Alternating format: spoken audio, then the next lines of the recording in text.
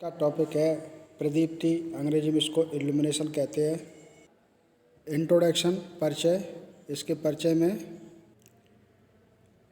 में देखिए, प्रदीप्ति में पाए जाने वाले वे पदार्थ, प्रकृति में जितने भी पदार्थ हैं वो अपनी सतह से पड़ने वाले प्रकाश को अवशोषित करते हैं और अपेक्षाकृत उससे कम आवृत्ति पर प्रकाश उत्पन्न करते हैं। जो अवशोषित करते हैं उससे कम में प्रकाश उत्सर्जित करते हैं, प्रदीप्ति पदार्थ कहलाते हैं। प्रकाश उत्सर्जन की ये घटना इल्यूमिनेशन या प्रदीप्ति कहलाती है। यह उत्सर्जन केवल तब तक होता है जब तक कि उन पदार्थों पर प्रकाश डाला जाता है। जब हम किसी वस्तु पर प्रकाश डालते हैं तो ये घटना जो इल्यूमिनेशन की होती है वो तब तक ही कार्य करेगी जब तक उस पर प्रकाश डाला जाएगा। प्रदीप्ति को समझने के लिए हमको प्रकाश के विषय में जानकारी लेना अति आवश्यक हो जाता है, क्योंकि प्रदीप्ति किसी सतह पर प्रकाश के टकराने की ही एक प्रतिफल है, एक क्रिया है। इसके लिए पहले हम प्रकाश को समझते हैं। तो प्रकाश में देखिए, प्रकाश क्या होता है। तो प्रकाश एक प्रकार की ऊर्जा होती है जो हमारी आँखों को वस्तुओं को बोध करने का, दिखाने का आभास कराती है और उन्हें दिखाती है, देखने में अपनी हेल्प करती है। प्रकाश स्रोत से उत्सर्जित प्रकाश की किरणें जब वस्तु पर पड़ती है तो वस्तु पर पड़ने के बाद वो परावर्तित होती है और परावर्तित होकर के अपनी आँखों पर आती है, पहुँचती है, तो वह वस्तु हमको दिखाई देने लगती है। ये प्रकाश का मुख्य कार्य है। प्रकाश से हम क्या करते हैं, प्रकाश वस्तु पर पड़ेगी और पड़ने पर वस्तु से प्रकाश उत्सर्जित होगा और वो हमारी आँखों में पड़ेगा, तब हमको वस्तु का साक्षात या प्रकट होना, दिखना कहलाते हैं। अब सूर्य के प्रकाश में जो सफ़ेद प्रकाश होता है उसके बारे में देखते हैं। सूर्य का जो प्रकाश होता है, सूर्य का प्रकाश, तो सूर्य के प्रकाश में जो देखिए,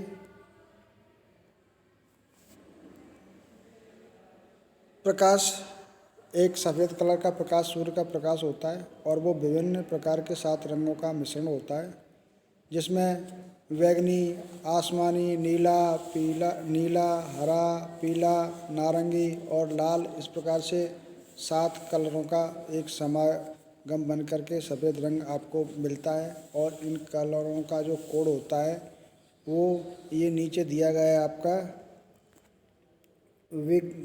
VIBGYOR, V for violet, I for indigo. Violet माने बैंगनी, इंडिगो मीन्स जो आसमानी होता है, ब्लू नीला होता है, ग्रीन हरा होता है, येलो वाई से येलो पीला होता है, और नारंगी ऑरेंज से होता है, और रेड लाल से होता है। इस प्रकार से इस क्रम में ये प्रकाश को अगर प्रिज्म के द्वारा परावर्तन किया जाए, पूर्ण परावर्तन, तो 7 रंगों में विभक्त हो जाता है। प्रकाश का जो स्वरूप होता है वो किस प्रकार का प्रकाश का जो फॉर्म होती है, तो प्रकाश जो अपनी किरणों के रूप में, विद्युत चुम्बकीय किरणों के रूप में एक स्थान से दूसरे स्थान पर जाती है, और जो प्रकाश की गति इसमें दिखाई गई है वो 3 × 10⁸ मीटर प्रति सेकंड होती है। इसका जो तरंग दैर्घ्य होता है वो 380 × 10⁻⁹ मीटर से लेकर के 760 × 10⁻⁹ तक होता है इसका तरंग दैर्घ्य प्रकाश का। और जो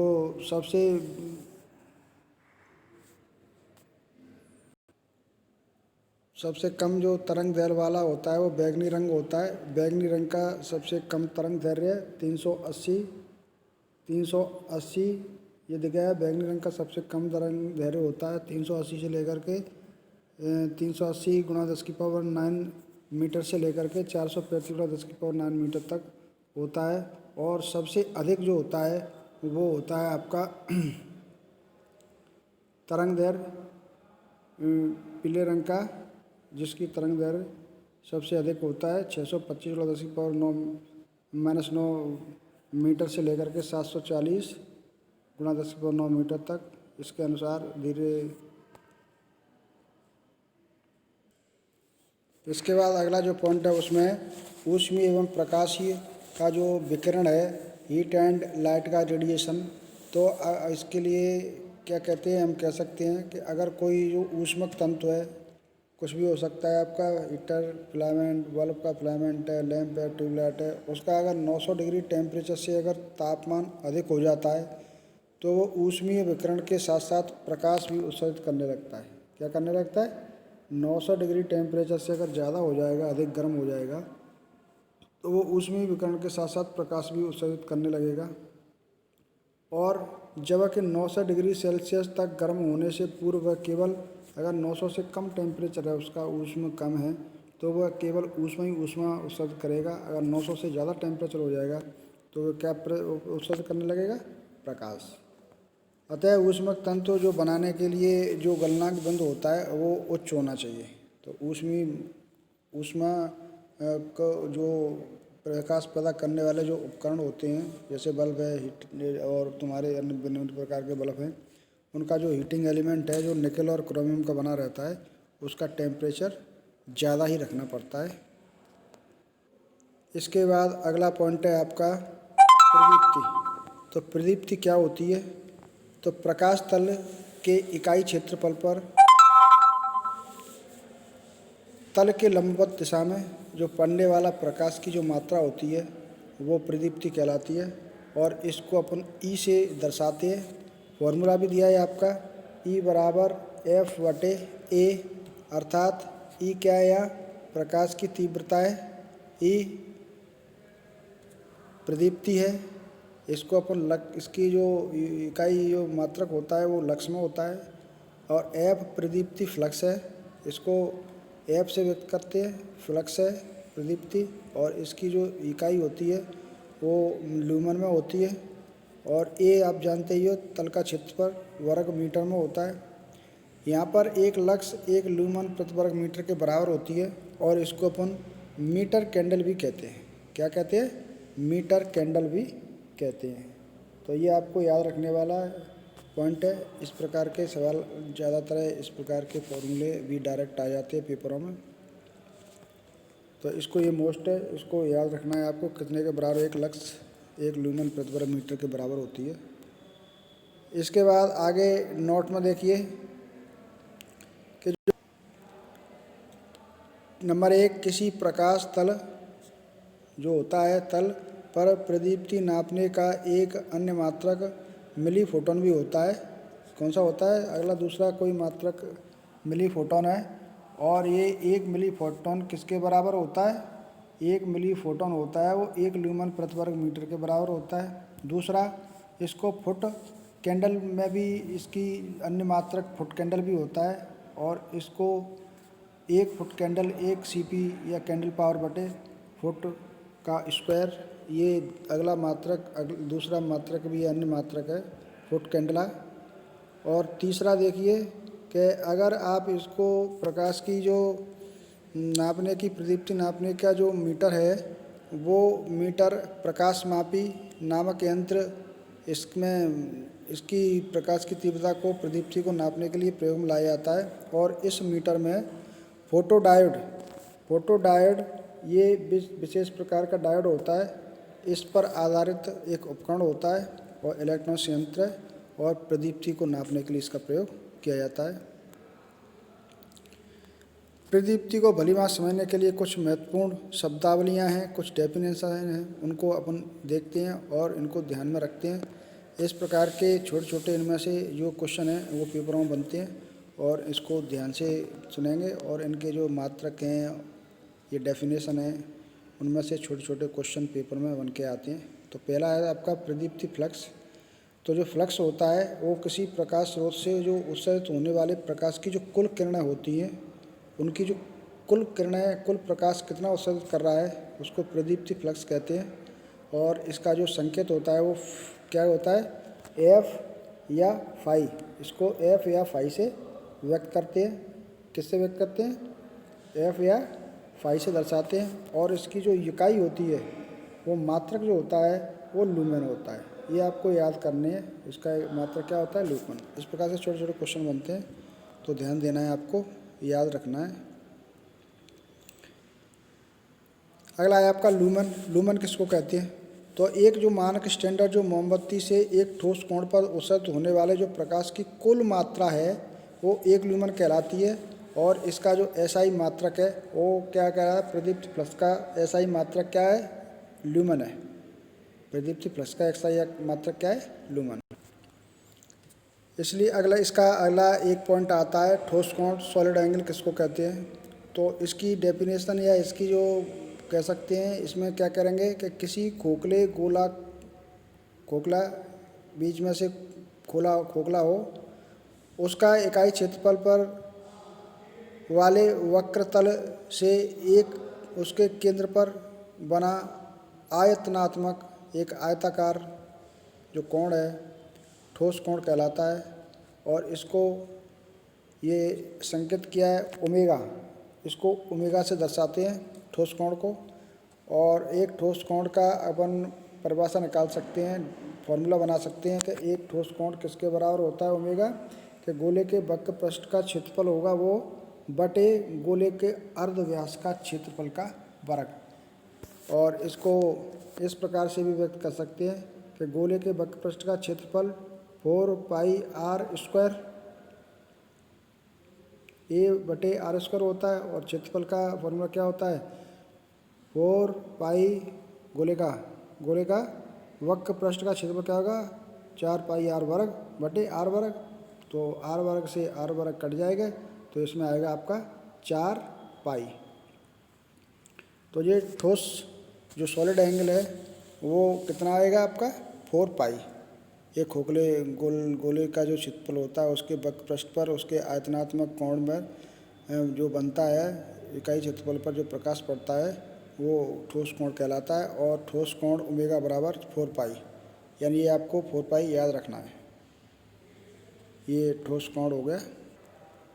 ठोस कोण का जो स्टेरेडियन में नापा जाता है, कोण को नापने की इकाई क्या है, ठोस कोण को स्टेरेडियन। और ठोस कोण का जो घन कोण का अधिकतम जो मान होगा वो 4 पाई स्टेरेडियन होता है। नोट करके लिखा हुआ है कि 7.776 ग्राम प्रति घंटे की दर पर जलने वाली कोई अगर मोमबत्ती है वो एक स्टैंडर्ड मोमबत्ती कहलाती है। एक स्टैंडर्ड में एक मानक मोमबत्ती किसको कहेंगे कि वो 7.776 ग्राम प्रति घंटा, माने एक घंटे में 7.77 ग्राम जले तो वो एक स्टैंडर्ड मोमबत्ती कहलाती है। अगली डेफिनेशन है कैंडला। आप कैंडला किसको कहेंगे, तो कैंडला क्या होती है, प्रकाश की जो प्रदीप्ति की तीव्रता होती है उसकी ऐसा इकाई है कैंडला। इसको अपन क्या कहते हैं, कैंडला। प्रदीप्ति तीव्रता की इकाई होती है ऐसा इकाई, वो कैंडला कहलाती है। इसके चारों ओर 4 पाई ल्यूमन फ्लक्स प्राप्त होता है। कितना ल्यूमन प्राप्त होता है, 4 पाई का ल्यूमन प्राप्त होता है इसके चारों ओर। और इसका जो शॉर्ट में जो नाम व्यक्त किया जाता है वो सीडी होती है कैंडल पावर। क्या कहते हैं इसको, कैंडल पावर। अगला आता है कैंडल शक्ति। कैंडल शक्ति की डेफिनेशन क्या है, प्रदीप्ति फ्लक्स जो एफ होता है या फाई होता है को नापने की एक अन्य इकाई है कैंडला पावर। और एक कैंडला पावर जो होती है, एक कैंडला पावर या इसको शॉर्ट में एक सीपी कहते हैं, वो एक लूमन किसके बराबर होती है, एक लूमन बटे 4 पाई बराबर एक लूमन स्टेरियन के बराबर होती है। या एक सीपी एक कैंडल पावर 0.0201 वाट जो मानक बल्ब होता है उसके बराबर होती है कैंडल पावर। एक कैंडल पावर का मान कितना होता है, 0.0201। ये मुख्यतः निम्न प्रकार की होती हैं। कितने प्रकार की होती हैं, तो औसत क्षैतिज कैंडल पावर यानी MHCP, औसत क्षैतिज कैंडल पावर। तो इसका फॉर्मूला होता है ल्यूमन फ्लक्स बटे 4 पाई। कितना होता है, ल्यूमन फ्लक्स बटे 4 पाई। ये औसत हो गया आपका, औसत क्षेत्र कैंडल पावर का फॉर्मूला हो गया। और इसकी डेफिनेशन में देखिए आप, किसी क्षैतिज तल में समस्त दिशाओं में चारों ओर कोई क्षैतिज तल है और उसके चारों ओर कितना कैंडल पावर का औसत मान, उसका क्षैतिज औसत कैंडल पावर मान कहलाता है। और इसका फॉर्मूला है लूमन में फ्लक्स में चारों ओर कितना फ्लक्स हो रहा है, कितना प्रकाश उत्पन्न हो रहा है, चारों ओर फैल रहा है, बटे 4 पाई। अगला देखिए औसत गोलाकार कैंडल पावर, इसको MSCP के नाम से शॉर्ट में MSCP कहते हैं। और इसकी डेफिनेशन है, किसी क्षैतिज तल में सभी तलों एवं दिशाओं में कैंडल पावर का जो औसत एवरेज मान होता है और गोलाकार कैंडल शक्ति MSCP कहलाता है। MSCP का जो फॉर्मूला है, सूत्र है, वो ये हो गया आपका MSCP औसत गोलाकार कैंडल पावर, शॉर्ट में आप कहते हैं इसको संपूर्ण फ्लक्स, टोटल फ्लक्स कितना है बटे 4 पाई, ये फार्मूला हो गया आपका MSCP औसत गोलाकार कैंडल पावर का। अगली डेफिनेशन है औसत अर्ध गोलाकार कैंडल पावर, माने MHSCP। इसको प्रकाश स्रोत के केंद्र से गुजरने वाले क्षैतिज तल के ऊपर या नीचे सभी दिशाओं में कितने कैंडल पावर की शक्ति है, उसका औसत मान ही वो MHSCP कहलाता है कि अर्धगोला में कितना फ्लक्स उत्पन्न हो रहा है, अर्धगोले में कितना फ्लक्स उत्पन्न हो रहा है और बटे 2 पाई, ये इसका फॉर्मूला होगा MHSCP का कि टोटल अर्धगोले में कितना फ्लक्स है बटे 2 पाई। तो ये डेफिनेशन हो गई आपकी। इसके बाद अगला है चमक, ब्राइटनेस किसको कहते हैं। तो किसी प्रकाशित वस्तु, किसी वस्तु पर प्रकाश पड़ता है तो वो वस्तु चमकती है, दिखती है, मतलब प्रकाशित जो वस्तु होती है की सतह के प्रति इकाई क्षेत्रफल, उसका कितना क्षेत्रफल है, उसमें प्रदीप्ति तीव्रता को उसकी चमक कहते हैं। किसी वस्तु की सतह पर प्रति इकाई क्षेत्रफल की प्रदीप्ति तीव्रता जो है उसको उसकी चमक बोलते हैं। माने प्रदीप्ति की तीव्रता को हम क्या कहते हैं, चमक कहते हैं। प्रदीप्ति की तीव्रता को क्या कहते हैं, चमक कहते हैं, ब्राइटनेस। प्रदीप्ति तीव्रता को क्या कहते हैं, ब्राइटनेस या चमक कहते हैं। और इसका जो इकाई है वो कैंडल प्रति वर्ग मीटर या कैंडला प्रति वर्ग सेंटीमीटर, इसकी यूनिट क्या है, कैंडला प्रति वर्ग मीटर या कैंडला प्रति वर्ग सेंटीमीटर। और इसका फॉर्मूला ये आपको याद रखना है कि चमक या ब्राइटनेस को L से व्यक्त करते हैं 1/A, कैंडला प्रति स्क्वायर मीटर, कैंडला प्रति वर्ग मीटर। और आगे देखिए चौंध किसको कहते हैं, ग्लेयर। तो जैसे अपन चकाचौंध हो जाते हैं तो किसी प्रकाश स्रोत के द्वारा जो उत्पन्न वह तीव्र प्रकाश जिसे आँखों से देखा नहीं जा सके, कहते हैं अपन चकाचौंध हो गए। तो चकाचौंध किसको कहते हैं, प्रकाश स्रोत से उत्पन्न, किसी प्रकाश स्रोत से उत्पन्न जो प्रकाश की जो तीव्रता है, इंटेंसिटी है, और वो अपनी आँखों से न देख सकें और ऐसा देखने का प्रयास करने में कष्ट का अनुभव होता है, न आँखों में दर्द होने लगता है, वह चौंध या ग्लेयर कहलाता है। जैसे अपन डायरेक्ट सूर्य को देखते हैं तो सूर्य को सीधा देखने पर आँखों को एक चकाचौंध का अनुभव होता है। आगे मीटर कैंडल पावर, देखिए इनको ध्यान से देखना है और इसकी यूनिट नापने की इकाई और डेफिनेशन आपको ध्यान में रखनी है, क्योंकि इनमें से छोटे छोटे क्वेश्चन बनते हैं और इस वाले चैप्टर में से काफ़ी क्वेश्चन बनते हैं, ध्यान रखना। एक तो कौन सा शब्दावली है और उसकी यूनिट क्या है, कौन सी क्या है, ये ऐसे पूछे जाते हैं, ध्यान से देखना, याद भी करना है इनको। अगला है metre candle power, metre candle power. तो किसी 1 मीटर व्यास वाले जो गोले का जो केंद्र होता है उस पर 1 कैंडल शक्ति का प्रकाश अगर डाला जाए, एक कैंडला शक्ति का अगर प्रकाश डाला जाए 1 मीटर वाले व्यास के गोले के केंद्र पर डाला जाए तो उसमें क्या होगा, उसके अंदर उत्पन्न प्रदीप्ति को, उसके अंदर कितनी प्रदीप्ति उत्पन्न हो रही है उसको कैंडला शक्ति कहते हैं। हो गई कैंडला। तो जैसे एक जो हो गया आपका केंद्र पर कितना प्रकाश पुंज पड़ रहा है, कैंडला क्या कहते हैं, उत्पन्न जो प्रदीप्ति की है उसको कैंडला शक्ति कह देंगे।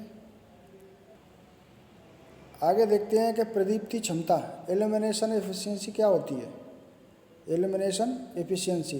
तो किसी वैद्युतिक स्रोत, बिजली का स्रोत हो, बल्ब है तुम्हारा, ट्यूबलाइट है, जो भी स्रोत है जो प्रकाश उत्पन्न कर रहा है, तो किसी वैद्युतिक प्रकाश स्रोत से उत्पन्न होने वाले प्रकाश की कुल जो मात्रा और उसे प्रदान की गई जो विद्युत शक्ति का जो अनुपात होता है, यानी जैसे मान के चलो आप कि आप एक बल्ब जला रहे हैं तो वो बल्ब कितना प्रकाश उत्पन्न कर रहा है, आउटपुट फ्लक्स लूमन में कितना आपको दे रहा है, और वो इनपुट शक्ति जो विद्युत शक्ति है, जो वाटेज है, वो कितनी ले रहा है, वो कहलाती है आपकी इल्यूमिनेशन इंटेंसिटी। इसमें देखो प्रदीप्ति जो दक्षता है इसको नीटा से व्यक्त करते हैं, ये नीटे का सिंबल है। आउटपुट फ्लक्स, फ्लक्स माने वो प्रकाश कितना उत्सर्जित कर रहा है, फ्लक्स कितना दे रहा है, वो लूमन में उसकी यूनिट है, इकाई है आउटपुट फ्लक्स की। फ्लक्स की इकाई क्या होती है, ल्यूमन। और इनपुट विद्युत शक्ति, और बिजली के बल्ब को कितना इनपुट शक्ति दे रहे हैं आप, करंट वोल्टेज कितना दे रहे हैं, वाटेज में कितना दे रहे हैं। और प्रदीप्ति की जो दक्षता, प्रदीप्ति दक्षता को प्राय हम प्रतिशत में व्यक्त करते हैं। किस में व्यक्त करते हैं, प्रतिशत में। इसमें 100 का गुणा और कर देते तो ये प्रतिशत में परसेंट में व्यक्त। अगला देखिए अवशोषक गुणांक है। कौन सा गुणांक है, अवशोषक गुणांक। तो अवशोषक गुणांक के लिए आप ये फॉर्मूला आप याद कर सकते हो इसके लिए कि अवशोषक गुणांक किसके बराबर होता है कि अवशोषक प्रकाश कितना, किसी प्रकाश जब किसी माध्यम से किरणें आती हैं पृथ्वी पर, गुजरती हैं किसी तरल सतह या उस पर से परावर्त होकर के कुछ मात्रा मध्यम तल अतः अवशोषित कर ली जाती है। प्रकाश सूर्य से आया, पृथ्वी पर पड़ा, वस्तुओं पर पड़ा, और वो उसको अवशोषित करता है, अवशोषित करके कुछ को परावर्तित कर देता है। तो जितना अवशोषित कर रहा है कि अवशोषित प्रकाश कितना है, और वो अवशोषित करने के बाद कितना परावर्तन कर रहा है, वापस लौटा रहा है, उसको अवशोषण गुणांक कहते हैं। ये फॉर्मूला आप इसमें लिख सकते हैं अवशोषण गुणांक का। तो अवशोषित प्रकाश, कितना प्रकाश उसने अवशोषित किया और आपतित, और अवशोषित करने के बाद कितना उसने परावर्तित कर दिया, आपतित कर दिया, रिफ्लेक्ट कर दिया।